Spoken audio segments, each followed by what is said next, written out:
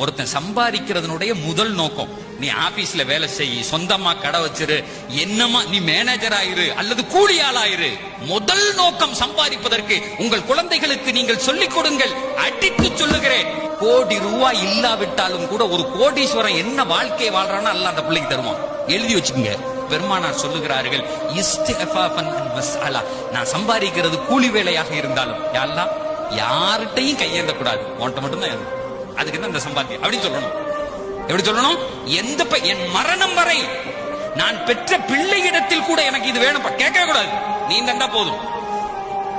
சொல்லி பாருங்களேன், கடைசி நேர தண்ணி வரை உங்களுடைய வாயில் இறைவன் ஊட்டுவான்.